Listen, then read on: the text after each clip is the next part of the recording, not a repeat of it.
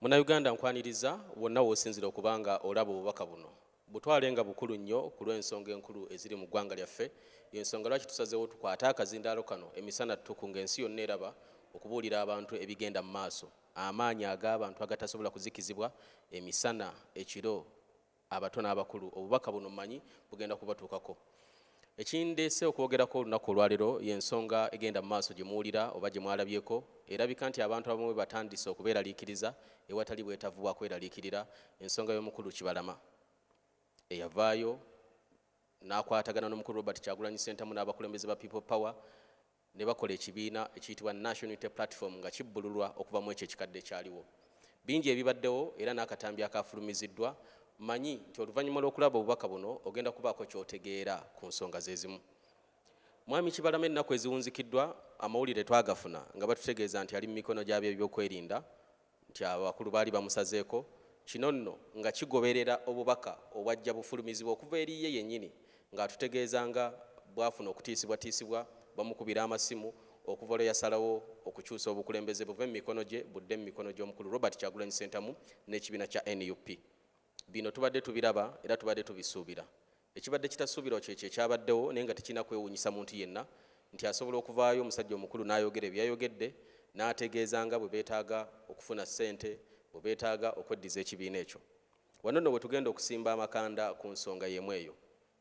Bw'oba walabye obubaka bw'omukulu Kibalama yategeezezza nti bakkaanya okufuna obukadde bwa dola za America 5 bwe buwumbi nga 18 obwa ssente za Uganda. Kino n'omwana omuto akiramuza bwenkanya nti kisesa kyewuunyisa. Era yennyini yategeeza n'agamba nti tebalina bwe baawandiika baakyogerako ng'abantu abakulu ne bakirekaawo. Njagala tugende mpola mpola okumenyaamenya buli nsonga. Tekijja mu bwongo bwa muntu ategeera neoli okutegeerawo kwe ne bukubera kwa kiboggwe. Timusobola okuyingira ddiiru ne muyingira agreement nga $1 million 5 ne mutawandiika. This is simple logic. $1 million 5 nga tewali buwandiike. That means ekigambo kya mukulu Kibalama kikyamu era si kituufu. Ekyokubiri, $1 million 5 obeera ogenda kugula ki? Waliwo obwetaavu ogula $1 million 5 ekibiina nga mukulu bwe yatutegeezezza. That is another wrong information Muzeeyi Kibalama gye yabuulidde eggwanga. Bwe tugenda ku byonna babadde tebannaweza na myezi 3 okuva lwe yavaayo n'ategeeza nti obuyinza obukulembeze abukyusizza akkiriza Mwami Kyagulanyi taking over. Mu bino tusomamu ebintu bibiri. Either Mwami Kibalama yakutte ssente okuva mu gavumenti ya Nakyemalira n'asalawo ajje ayogere byayogedde. Kino nga kisobokera ddala bulungi. Gavumenti ya Mwami Museveni n'abalala abalinga ye bwe ziba zinaatera okugwa bakozesa ssente z'abannansi b'amawanga ago ate okunyigiriza bannansi bennyini abaagala okwerwanirira n'okwenunula. So Muzeeyi Kibalama ne banne option esooka kuba nti baalidde ssente ez'ekibi ezigenda okubalakira ne basalawo babe nga boogera ebigambo bye bayogedde.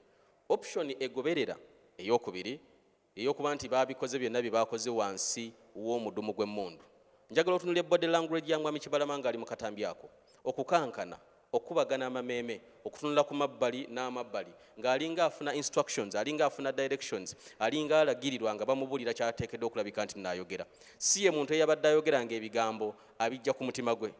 Mu communication body language ekola kinene nnyo, ekola ebitundu 95 ku buli 100 nga tonnaba kufulumya kigambo kyonna. So body language omubiri gwa Mwami Kibalama gwamuwaddeyo amaaso, okubagana amameeme, okumira amangota n'ebirala. Ky'oba otwala nti kyeyabadde ayogera tekyavudde ku mutima gwe, kyavudde mu lubuto lwe Mwami Kibalama. Options ebbiri nga tumaze okuzitunuulira, either yalidde oba yatidde. Implication ya kino eri ki? Kye kisinga okubeera ekikulu. Mwami Kibalama bw'agamba nti ayagala kweddiza kibiina kya NUP, atugoberera era atambuza obubaka buno abantu bagambe kino tekisoboka. Ekkubo lye yali alina okuyitamu okufuna obukulembeze obw'okweddiza obwannannyini bw'ekibiina lyayita. Bwe baatuuza delegates conference nga naye bw'agamba n'awandiika empapula n'azisayininga ne baziweereza akakiiko k'ebyokulonda ne kakakasa nti kazifunye, obuyinza n'obukulembeze ne bukyuka okuva mu bakulembeze abakadde ne budda mu bakulembeze abapya abakulembera Mwami Kyagulanyi, abalimu Mwami Lewis Lubongoya n'abalala batudde ku secretariat e Kamwokya. So munnayuganda ali wonna wonna w'oli, Mwami Kibalama ebigambo bye bitwalibwanga bwe bitwalibwa with contempt.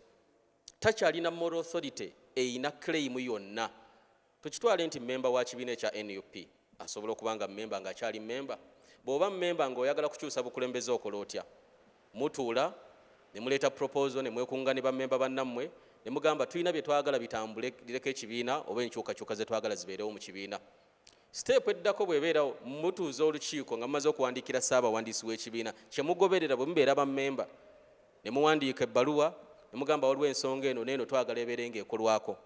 Ssaabawandiisi n'atuula ne banne mu bukulembeze bw'ekibiina ne batunuulira ensonga zammwe. Bwe balaba nga zirina supu nga bayita olukiiko ng'ensonga ze mwagala okwogerako nga zikubaganyizibwako ebirowoozo. However, so si muntu Kibalama already eyawaayo obukulembeze bw'ekibiina n'ategeeza n'akakiiko k'ebyokulonda ne notified ne bakakasa nti obukulembeze bukyuse buzze mu mikono gy'abantu. Mwami Kibalama olunaku lwe yawandiikira akakiiko k'ebyokulonda nga bategeeza byali bivudde mu Delegates Conference eyatuula e Kakiri, lwe lunaku lwe yakoma okubaako n'ekigambo kyasobola okwogera ekiramulwa mu mateeka mu Political Parties and Organization Act. Ebigambo bya Mwami Kibalama tebirinayo kifo, bitwalibwa, that is wishful thinking.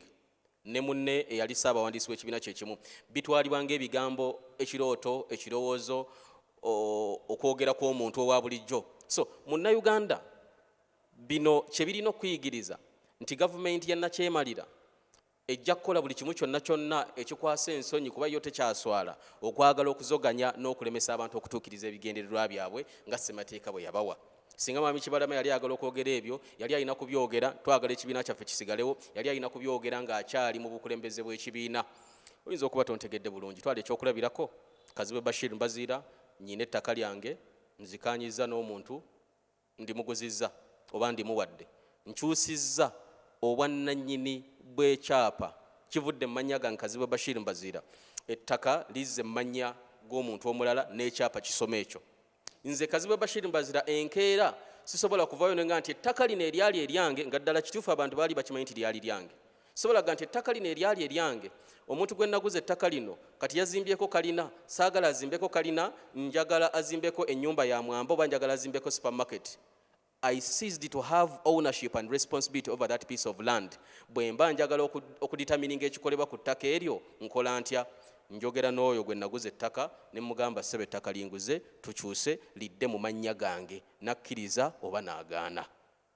Ye embeera Mwami Kibalama gy'alimu. Olunaku lwe yawaayo obukulembeze ne bukyusa abakulembeze n'ekibiina ne kikyuka, lwe lunaku lwe yakoma okubeera n'obwannannyini oba n'obuyinza ku ebyo ebisalibwawo. So Munnayuganda, kino kakodyo kalala ng'obulala obuzze bukolebwa gavumenti okwagala okumenya emitima gy'abantu. Look at the timing. Akaseera mwe baakoledde bino baakikoze on the eve nga bategedde bakansala bangi, ba Lord Councillors bagenda kusunsulwamu, ababaka ba Parliament bagenda kusunsulwamu, ba chairman ba district bagenda kusunsulwamu, ng'esigadde ennaku nga 3 nomination zitandike ku lunaku olwa Monday. Baagala okukola kino bateeke okutya mu mitima gy'abantu abalina okugira ku kaadi y'ekibiina kya NUP, balowooze nti ekibiina tekirina future, ekibiina tekiriiwo mu ngeri ntuufu, ekikyamu.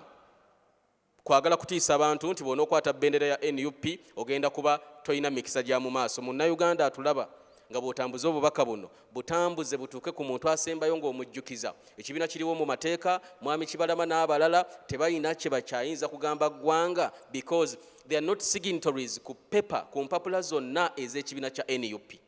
Tebalina we basayininga wonna. Omuntu atakyayina bwannannyini ku ttaka lye watunda n'ekyapa ne kikyuka, toyinza kugamba nti wano njagala kusimbawo kasooli oba njagala bateekewo ekkubo. Okyegomba bwegombi n'ogamba singa nali nakikola mu kiseera we nabeera nnannyini ttaka. Bye bino ebirowoozo ebiriwo ebitagenda kubanga bikola. Mubeere bagumu. N'ebirala ebisinga ku bino Mukama waffe Kyagulanyi abadde abituga nti bajja kukola ebintu bingi nnyo.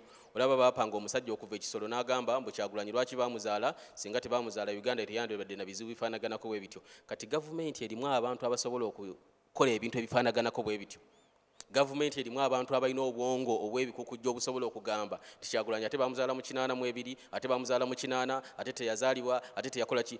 Osuubira ebintu bingi n'ebirala bingi tukyabisuubira. But again, byonna bye tusuubira, byonna bye tulowooza, byonna bye tukolerera, byonna bye twagala kiteekeddwa kuba kimu kye tumanyi kye tugenda okufuna. Victory. Bugenda kubeera buwanguzi. Si victory eri bannabyabufuzi, si victory eri abantu bolaba aba bulijjo, victory egenda okujja eri munnayuganda agenda okulemera ku kituufu. Obuwanguzi obugenda okujja ku munnayuganda avuga boda asiika chapati, omukyala akola mu katale, omuntu atalina mulimu, omuvubuka eyasoma nga takyakola, obuwanguzi bugenda kujja gye muli. The moment you stand for the truth, ebbanga ly'omala ng'olemedde ku mazima, basobola okutiisatiisa abantu bangi, basobola okuliisa abantu bangi ne babawa ssente, basobola okukwata abantu bangi ne babakola ebintu bingi nnyo. Abamu bajja kutya, abalala bajja kulya. Eventually bannayuganda bagenda kubeera abawanguzi. Let nobody fool you nti kino kirina ekifo mu byafaayo wekisobola okuwangulira. There is no competent judge, there is no sober-minded lawyer asobola okugamba nti ebigambo bya mwami Kibalama bye yeeyogedde ne munne birina empeke ey'ensigo esobola okumera. Wabula omuntu yenna akiraba kwagala kutiisa abantu kwegatta ku NUP, kwagala kulemesa abantu kugenda mu maaso na mirimu gya kibiina, tetugenda kuzikiza. Kyolina okulabika nti nno okola munnayuganda kusigala ng'oli steadfast. Nga bwe bagamba nti okwambala obukofiira obumyufu kimenya tteeka, nga bwe bagamba nti people power obeera omenya etteeka, nga bwe bazze bagamba bagenda kusigala nga bagamba ebintu bingi nnyo ebyagala okutya mu mitima gy'abantu. Naye nga bwe gambye ku nkomerero munnayuganda agenda kusigala nga muwanguzi. Kino ekyatandika ku revolution ya Kyagulanyi, generation clamoring for change, amaanyi, essuubi, ebirooto, okwegomba n'okuyaayaanira enkyukakyuka. Nobody is going to stop this. Not Mwami Museveni, not his army, not his cronies, si banne abalya ssente, si banne abatiisatiisa abantu, si banne ababadde ku sayidi y'abantu ne basala eddiiro ne badda ku ludda lw'oli anyigiriza abantu. Nobody, this is the time. You cannot change the timing of a generation. Toyina kyogenda kugamba abantu bakusomye nga tebalina mirimu. Toyina kyogenda kugamba abantu bakwatiddwa nga bali mu makomera. Toyina kyogenda kugamba abantu bafigiddwa myaka 35 obagambe nti lwakuba Nopu Kibalama agamba kibiina kikye. This is not going to stick in the minds and the memories of Ugandans. Ekigenda okubeera mu birowoozo n'ebijjukiro by'Abannayuganda y'enkyukakyuka ezze. And boy, generation eno beebanja egenda kubifuna. Omulembe guno bye tuyaayaanira tugenda kubifuna. Omulembe guno bye tuzze tulwanira tugenda kubifuna, because olutalo lwe tulimu lwa generational cause. We are not talking about politics. Twogera ku reality. Bwe nkugaa nti mu malwaliro temuli ddagala, I'm not talking about politics. Kale nga twejjukiza ffenna obuvunaanyizibwa bwaffe okulwanirira eggwanga. Obutego bugenda kubeera bungi. Abamu ku balwanyi bayinza obutatuuka mitala kubanga bajja kuba balidde obanga batidde. Abamu ku balwanyi bannaffe bayinza obutagguka kubanga embeera eyinza okubayinga, emitima gyabwe giyinza obutasobola kugumiikiriza na kugumira kazito kagenda kubateekebwako. Naye tulina omulwanyi omunene mu ffenna ye mulwanyi ayitibwa omuntu. Nze Haji Kazibwe Bashir Mbazira. Kwagaliza kubeera bulungi. People power, our power. NUP everywhere.